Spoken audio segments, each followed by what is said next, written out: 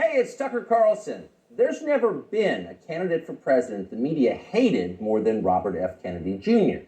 You thought that title belonged to Donald Trump. Of course it must, but go check the coverage. Trump got a gentle scalp massage by comparison when he announced. When Trump rolled out his presidential campaign in 2015, the New York Times waited until the 17th paragraph of the story to attack him. But as well known as he is, the paper said at the time, Trump is also widely disliked. Then they cited a poll to back it up. That was the attack on Trump. 8 years later, the Times attacked Bobby Kennedy in the very first sentence of the story. Quote, Robert F. Kennedy Jr., the paper declared, announced a presidential campaign on Wednesday built on relitigating COVID-19 shutdowns and shaking Americans' faith in science. Shaking Americans' faith in science.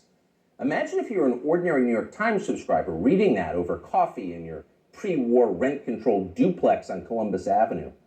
You'd think Bobby Kennedy just declared war on the Enlightenment. My fellow Americans, I have come to shake your faith in science. Join me as I drag our nation back to the medieval period. You'd be appalled. CBS News viewers likely were appalled. In its coverage of Kennedy's announcement, CBS denounced the candidate's views as, quote, misleading and dangerous. The LA Times called him a threat to democracy.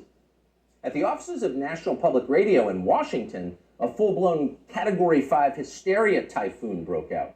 NPR devoted an entire segment to savaging Kennedy, not just as a candidate, but as a human being.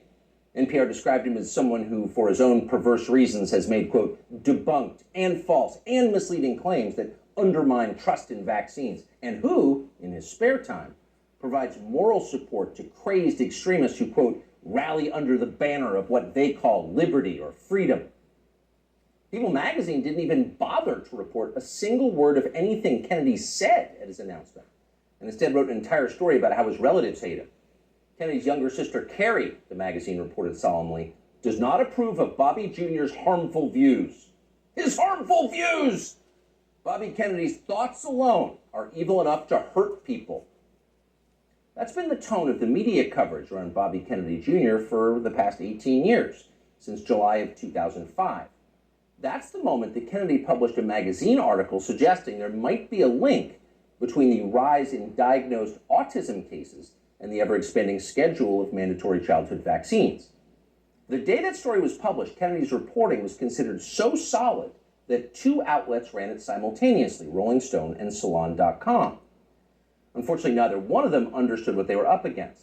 The pharma lobby rolled out the most ferocious public relations campaign in memory, and both publications swiftly caved. Both pulled the story and then disavowed it, groveling as they did. No one in the national media bothered to explain why autism diagnoses had skyrocketed.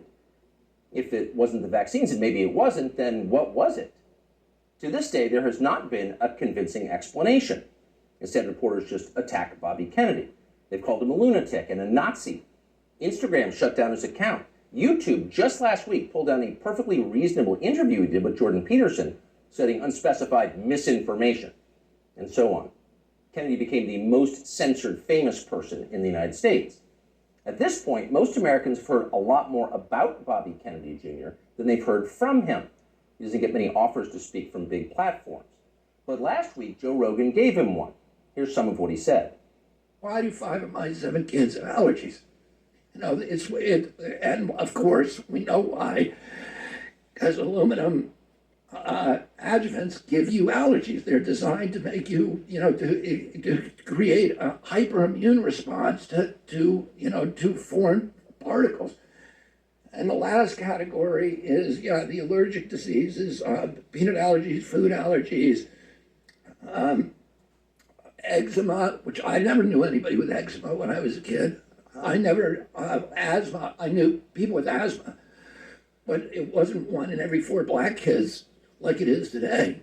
So, all of those things. Now, we went from 6% of Americans having chronic disease.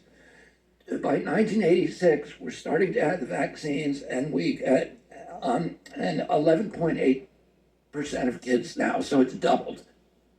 Why do 5 of my 7 children have allergies? Now, we don't know the answer, of course, But it's an interesting question. In fact, it's an important question that deserves an adult answer, not that you should hold your breath waiting to get one. Bobby Kennedy asks a lot of questions like that. He notices things. Kennedy pays attention to the world around him, and he wonders why it's changing. He's an outdoorsman, a falconer, and a fly fisherman. He's interested in how nature works. He's curious. Not so long ago, these qualities were considered essential to the practice of science. All scientific discovery comes from observation, empiricism, patient watching. Without the willingness to put aside your pre-assumptions and assess with honesty the things you see and touch and smell, the changes taking place right in front of your face, you can't do science. You can't create art either, or journalism, or theology. You have to be willing to notice the obvious. And when they tell you you're not allowed to notice the obvious, you should be concerned. Imagine you were on a commercial airline flight. The plane is just leveled out at 37,000 feet. You're closing your eyes for a nap. And suddenly you smell smoke. And it's not your imagination. You can see it. It's starting to fill the cabin. All around you, people are hacking and choking. The guy in the next seat has a napkin pressed against his mouth. And he's mumbling what sounds like Psalm 23. Yea, though I walk through the valley of the shadow of death. So clearly, the airplane is on fire. But almost unbelievably, no one has said a word about it. Not a single person is acknowledging this is happening. Everyone is silent. So in panic, you yell for the flight attendant. There's smoke in the cabin, you say, as if she hasn't noticed. But she stares at you with hard eyes. Shut up, racist, she replies. That's a dangerous Russian conspiracy theory. Stop spreading misinformation or I'll call TSA and have you arrested when we land. That sounds like a fever dream, but it's also pretty close to the experience of living in the United States at the moment. All around you, things seem to be fraying and getting worse. Your gut tells you there's something very bad going on, and all the evidence suggests that there is. But the people in charge won't acknowledge that. Everything's fine, they scream. Stop noticing. But wait, I don't remember this many kids having allergies or asthma or eczema or autism or, for that matter, body dysmorphia. And why so many suicides? What's going on here? Shut up, stop asking questions. That's their answer. But Bobby Kennedy won't stop asking, and that's why they hate him. As Kennedy spoke on the Rogan show, a reporter for Vice.com called Anna Merlin was watching. Merlin was so enraged by what she saw that she dashed off an article attacking Joe Rogan's employer for allowing the conversation to take place. Spotify has stopped even sort of trying to stem Joe Rogan's vaccine misinformation, read the headline. The piece never even described much of what Bobby Kennedy had actually said.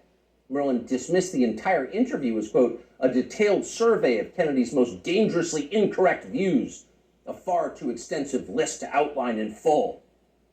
In other words, we here at Vice don't have time to describe all of Bobby Kennedy's lies, but trust us, they were lies.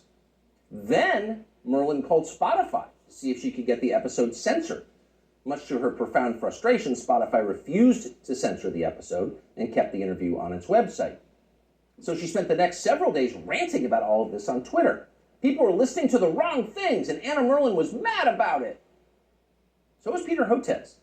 Hotez is a pediatrician from Texas who became moderately famous on MSNBC during the COVID lockdowns as a Biden shill and a vaccine promoter. Hotez read Anna Merlin's piece and then huffily retweeted it. Effectively, why is Bobby Kennedy allowed to talk in public? And that gave Joe Rogan an idea. Why not have Peter Hotez debate Bobby Kennedy on his show? You claim he's wrong, why don't you explain why he's wrong? That seemed fair. But Hotez wouldn't bite. So Rogan offered to give $100,000 to Hotez's favorite charity if he agreed to come on. Soon others made their own pledges and the pot swelled to over $1 million. But still, Peter Hotez wouldn't come. Instead, he scampered back to MSNBC, where one of the channel's oilier hosts assured him he was doing the right thing by dodging the debate. Arguing with Bobby Kennedy is morally equivalent to debating a Holocaust denier, the host said. No decent person would do that. And of course, Hotez agreed. Quote, 200,000 Americans needlessly perished because they believed the anti-vaccine disinformation and refused to take a COVID shot. So really, talking to Bobby Kennedy would be a lot like abetting murder. And Peter Hotez, MD, PhD, was not going to do that. But wait a second, you ask yourself. Let's think about those numbers. 200,000 people died because of vaccine disinformation from Bobby Kennedy and people like him? How do we know that? Is that really science? No, It's not science, because we don't know that. We can't know that. There is no way to know that. Peter Hotez's claim is a political attack posing as science, and he specializes in those. Here he is on television during the so-called pandemic.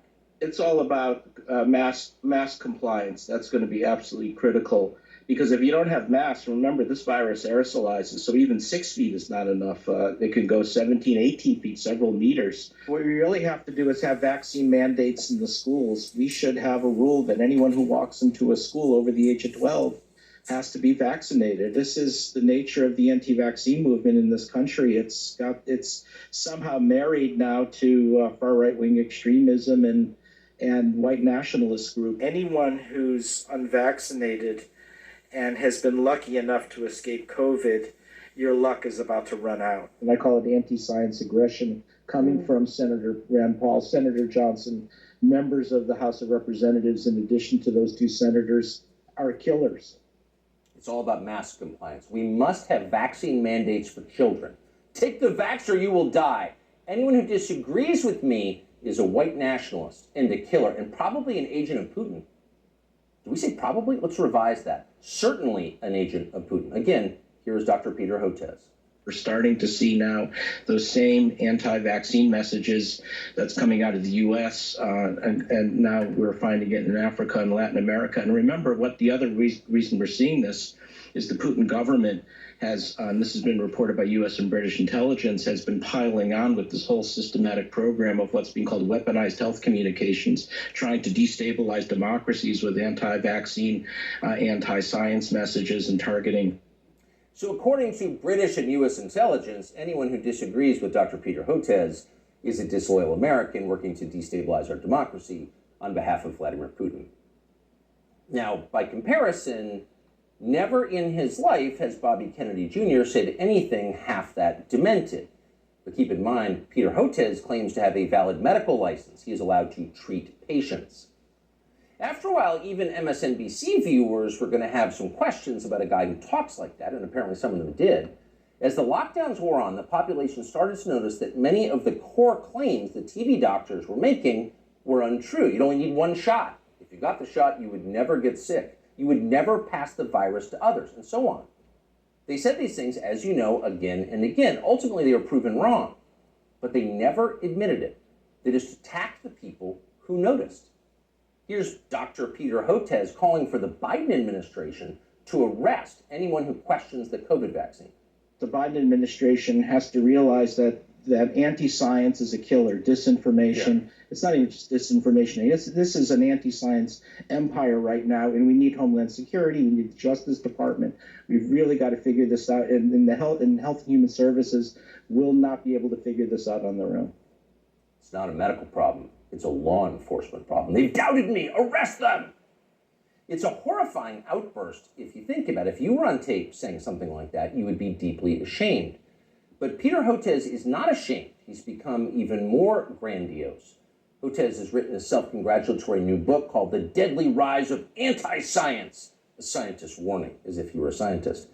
Here's how Hotez describes himself in the book's promotional literature. Quote, during the height of the COVID-19 pandemic, one renowned scientist in his famous bow tie, appearing daily on major news networks such as MSNBC, NPR, and BBC, and others, Dr. Peter J. Hotez often went without sleep, working around the clock to develop a nonprofit COVID-19 vaccine and to keep the public informed. During that time, he was one of the most trusted voices on the pandemic and was even nominated for a Nobel Peace Prize for his selfless work. He also became one of the main targets of anti-science rhetoric that gained traction through conservative news media. End quote, though we could go on. So here you have a renowned scientist, selfless, trusted, going without sleep, self-denying, persecuted by extremists for daring to tell the truth. The Albert Schweitzer of cable news. That's Dr. Peter J. Hotez. The fact that a partisan buffoon like Peter Hotez can describe himself this way with a straight face and the backing of a publisher makes you despair for the country's future. But don't despair. There is hope. Hotez will never debate Bobby Kennedy Jr., but it doesn't matter. Kennedy has already won. He's more honest than Dr. Peter Hotez, and that's obvious to anyone who's paying attention. A New Economist poll shows that Kennedy is more popular and far less hated than either major party frontrunner. After almost 20 years of being silenced, Bobby Kennedy Jr. is being heard, and why wouldn't he be? Kennedy's theories about vaccines may be right, they may be partially right, they could be even utterly wrong. No one's proved it either way. But what we can say with certainty is that America's medical establishment has beclowned itself for all time. Its official positions on vaccines, psychiatric drugs, puberty blockers, reassignment surgeries, a long list of other politically fashionable priorities have no connection whatsoever to legitimate science. It's all effectively witchcraft. At the annual meeting of the American Medical Association in Chicago last week, for example, delegates issued a statement attacking the body mass index as a tool of, quote, racist exclusion, which has caused historical harm. Next year, they will denounce thermometers and stethoscopes. They're insane. Compared to them, Bobby Kennedy is a mainstream figure, and people understand that. That's why he's winning. And you know he's winning by how his critics are doing. So just 4 years ago, Anna Merlan was regarded as an important expert on conspiracy theories and misinformation. She'd written a book on the topic. Here she is talking about it. I've always thought that in the case of conspiracy peddlers, it's not necessarily a super profitable enterprise to ask whether they really believe it or not, because I don't know what's in their hearts. I don't know what's in their minds. All I know is what they spend their time doing, which is promoting conspiracy theories. In the case of ordinary people, conspiracy consumers, and most Americans are, to some degree, consumers of conspiracy theories. All the studies that we have show that like 1 in 3 Americans believe in some conspiracy theory to some extent. For the people in the very sort of deep end of the conspiracy pool, people who are consuming a lot of conspiracy content, I think it's really important to look at the way it helps them make sense of the world and make sense of our political moment and make sense of a lot of times like what's happening in their own lives. All the studies that we have show that like 1 in 3 Americans believe in some conspiracy theory. Huh? You'll notice the upspeak, the rising inflection at the end of the sentence. That's a familiar tick in Brooklyn. It's designed to turn a declarative sentence into a question and thereby belittle the listener. Do you follow me? Is this too complicated for you? So the lady in the nose ring wants you to know she's smart, but she's not. When Merlin recorded that interview, Vice, where she now works, was valued at more than $5 billion. Genius investors like James Murdoch were showering the company with money. Everyone wanted in on the future of media, which was uptalkers like Anna Merlan lecturing you about racism and misinformation. But that has changed. Last month, Vice filed for bankruptcy. Anna Merlan is still on Twitter screeching about how her critics are transphobic, but nobody cares. Nobody wants to hear from Anna Merlan anymore. The gatekeepers are transparently ridiculous. Everyone can see that. People have started to notice.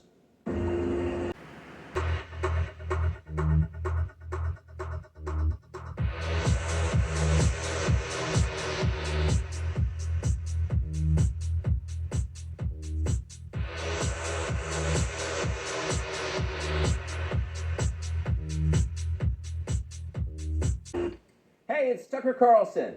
The Biden administration arrested Donald Trump this afternoon. They had him arraigned and fingerprinted in a Miami courthouse like the accused felon he now technically is. These were the first steps in a process that is designed to put Donald Trump behind bars for the rest of his life. Cable news carried every moment of it live. It's unprecedented, they told us, with what looked like shock. But they weren't shocked. They knew this was coming. Everyone who's paid attention knew it was. What just happened was always going to happen. It's been inevitable since February 16th, 2016.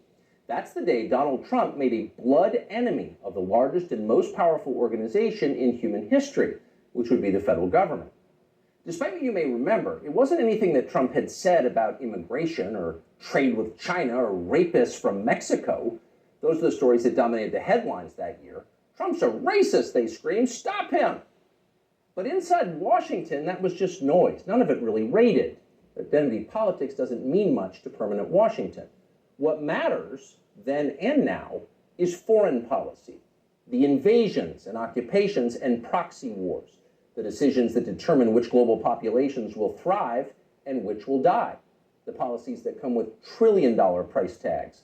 the ones that over time have made the counties around D.C. the richest suburbs in the world. In Washington, that's what actually matters. And it's obvious when you look carefully. When there's a debate about anything else, for example, the debt ceiling, both sides take their assigned positions and they start yelling. But when Congress decides to start a war, no matter how foolish or counterproductive or obviously disconnected from America's core interests that war may be, when that happens, the leaders of both parties automatically jump behind it like circus clowns. And then they stay there, sometimes for decades. They defend that war relentlessly against all evidence until somebody finally rings the all-clear bell and they can begin to admit that actually, maybe it wasn't such a great idea. We meant well, but it just didn't work out. The good news is we've learned a lot of important lessons. In the end, they usually do say something like that, but only after emotions have cooled and the damning details have begun to fade from collective memory. It's an apology that's not actually an apology, much less repentance, and it's years too late to matter in any case. But until then, that's all you're getting. Until then, no dissent is allowed. That's the first rule of Washington. But somehow, Trump didn't bother to follow it. He is from out of town, so maybe he didn't know it was a rule. Or maybe he just didn't care. Either way, 7.5 years later, we can point to the precise moment that permanent Washington decided to send Donald Trump to prison. Here it is. It's from the Republican candidates debate in Greenville, South Carolina. We should have never been in Iraq. We have destabilized the Middle East. They lied. They said there were weapons of mass destruction. There were none, and they knew there were none. There were no weapons of mass destruction. All right. Go. We should never have been in Iraq, Trump said. We destabilized the Middle East. Now, by the time Trump said that, a lot of Republican primary voters were starting to reach the same conclusion. How could they not? But it was the next line that doomed Trump to today's arrest. They lied, he said. There were no weapons of mass destruction, and they knew there were none. Now, when he said that, a few in the crowd booed. Most just sat there in silence, stunned. Can he say that? Well, he said it anyway. And by saying that, he sealed his fate. That was the one thing you were not allowed to say, because it implicated too many people on both sides, which on this topic is really just one side. Hillary Clinton was guilty of it, but so was Paul Ryan. All of them were guilty. They all knew, they all lied. And to a person, they hated Donald Trump for exposing them. After that, it was pretty clear that even if he did get elected president, Trump was going to have a very hard time controlling the federal government he was supposed to be in charge of. Most of permanent Washington decided that thwarting Trump was the single most important mission in their lives. Everything depended on it. Many of them said so publicly, but others didn't say so publicly. In fact, the stealthier ones took another path. They ran toward Trump, not away from him. They sucked up to him. They ingratiated themselves to the man they intuitively understood was susceptible to flattery, which Trump is. And they did this in order to subvert his new administration from the inside. There were a number of these, and you could spot them immediately. They were flatterers. Invariably, the ones who flattered Trump the most hated him the most and disagreed the most strongly with his views. You saw them in the hallways of the White House and at press conferences. They were there slobbering over their boss with elaborate self-abasement, as if they were addressing a monarch or a god. It was a scene from the Ottoman court. It was filthy and decadent, and it was false. Mike Pence, Nikki Haley, Mike Pompeo, Lindsey Graham in the Congress. They all called Trump a visionary genius up until the moment he lost power. And then they unsheathed their real agenda, as always the neocon war agenda, and they piled on with maximum force. Here's Mike Pompeo, for example, on Fox News this morning. President Trump had classified documents where he shouldn't have had them, and then when given the opportunity to return them, he chose not to do that for whatever reason. When somebody identifies that, you got to turn them in. And so that's inconsistent with protecting America's soldiers, sailors, airmen, and Marines. And if the allegations are true, some of these were pretty serious, important documents. And so that's wrong. May future historians hoping to unlock the mysteries of late Empire Washington study that clip, because it will reveal everything. That very same Mike Pompeo, the one who's sneering at Donald Trump on TV this morning, that guy served Donald Trump as both CIA director and as Secretary of State. Those are the two most powerful jobs in the federal government. And as he worked in those jobs, Pompeo promised, in fact, he swore, to support the president's agenda. Why? Because that's the way a democracy works. You vote for a candidate in the belief that his appointees will carry out the policies that you voted for. It's not about the president, it's about you, the voter. But Pompeo didn't do that. He didn't even try to do that. In fact, he undermined Trump's often stated commitment to peace and non-intervention abroad at every turn. His every waking hour was devoted to fomenting war in some faraway foreign country or other. Iran, Syria, Russia, North Korea, the list goes on. But rather than telling Trump that he disagreed with his ideas, as a man would, Pompeo toadied up to Trump, a man he despised, in the oiliest, most over-the-top way imaginable. Ask anyone who worked in that White House at the time. Who is the appointee most likely to tell Donald Trump on a daily basis that he was handsome, virile, sleek, and powerful? Mike Pompeo. That will be the consensus answer. Those of us who saw firsthand Pompeo's relentless kowtowing will never forget it. It was indelibly repulsive. No one with self-respect could do something like that.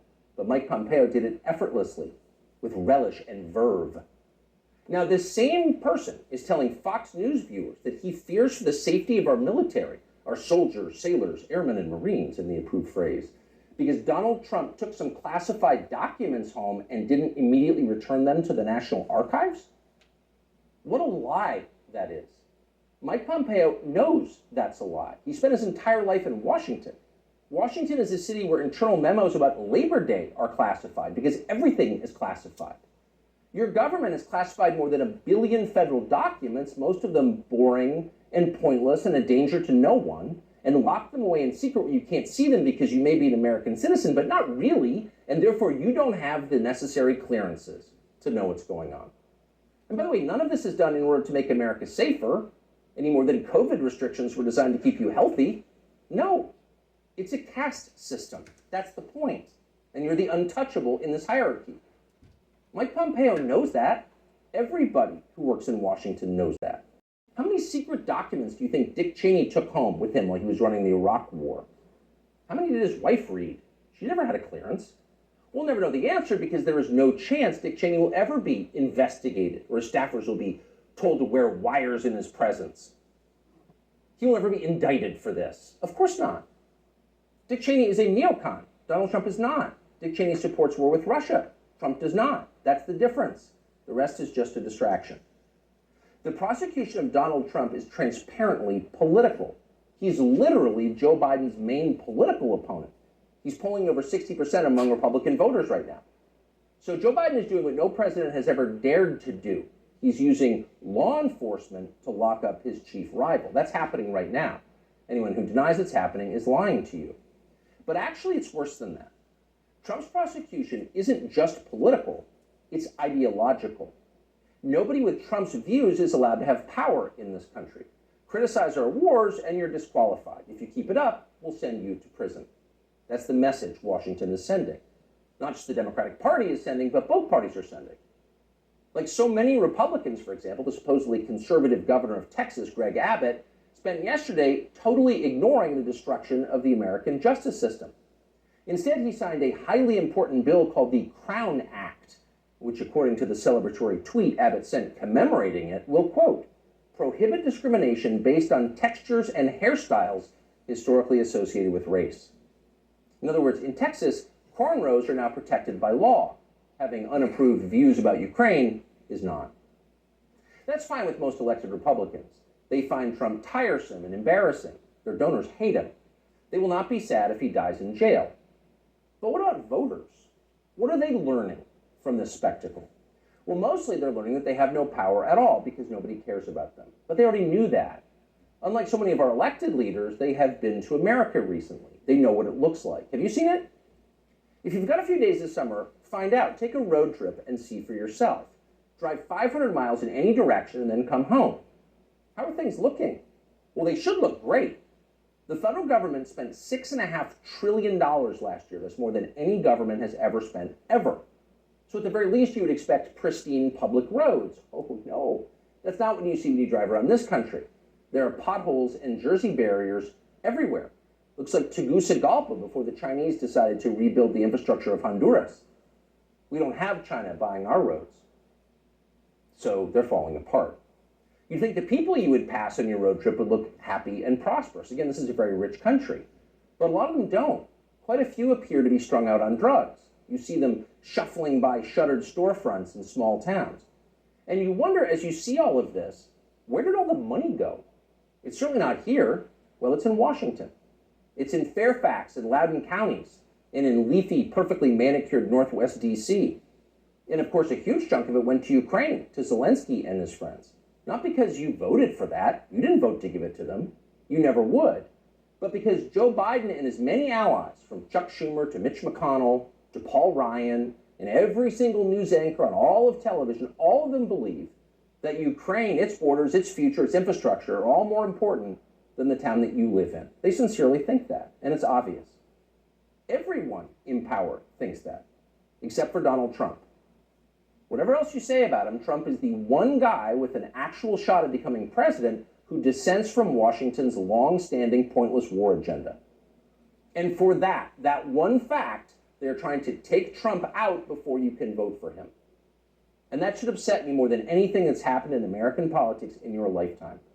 Even if you don't plan to vote for Donald Trump, even if you would die before voting for Donald Trump, which is your right, and a lot of good people feel that way, even still, the destruction of our democracy, which is the right of voters to support any candidate they want, even candidates who don't want war with Russia, the destruction of that should keep you up at night. Yes, Donald Trump is a flawed man, but his sins are minor compared to those of his persecutors. In this life, we don't get to choose our martyrs. We can only choose our principles, and America's are at stake. Younger people say the news is full of lies. Kennedy's motorcade. 239 people.